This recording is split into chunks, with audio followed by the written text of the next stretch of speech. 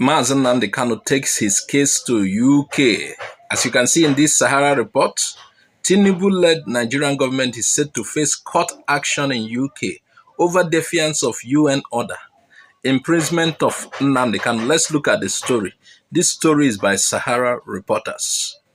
So according to the report, as you can see, they claim in the report, according to Sahara reporters article, the government of Bola Ahmed Tinubu may face legal action in the United Kingdom over, listen carefully, alleged defiance of a United Nations ruling order, continued detention of and imprisonment of Nnamdi Kanu. Nnamdi Kanu is the leader, as we know, of the indigenous people of Biafra, IPOB, and has been a major figure in Nigeria's political and legal tension for years. So I want you to get clarity on what is happening.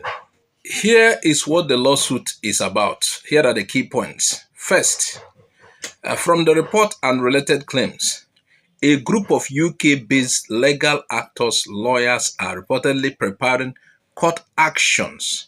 The argument is that Nigeria ignored a UN opinion, often linked to UN Working Group on arbitrary detention findings, and continues to detain Kanu despite that. They are trying to say Nigeria is violating international law, human rights obligation. Now, there is something important you must note in this story. This is not yet a confirmed court case. As of now, it is not confirmed that a UK court has officially started. It is more like plans, threats, preparation for legal action. Let me take you to the Nigerian position. It's very clear. Here is the Nigerian position. Nigeria courts convicted Kanu in 2025 and sentenced him to life imprisonment on terrorism-related charges. The government position, according to them, he committed serious offenses. His detention is based on Nigerian law. Note, they said his detention is based on Nigerian law.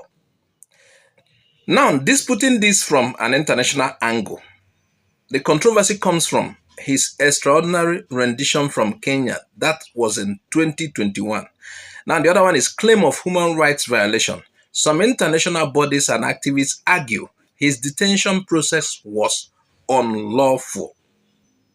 Let me take you to explain the UK angle. Why UK now? Listen, Kanu has a British citizenship. We are looking at this from a UK angle. And that gives room for legal pressure. It gives room for human rights claim in UK or international courts. Here is what it means practically. Even if a case is filed in the UK, a UK court cannot directly control Nigeria's internal courts, but it cannot increase international pressure.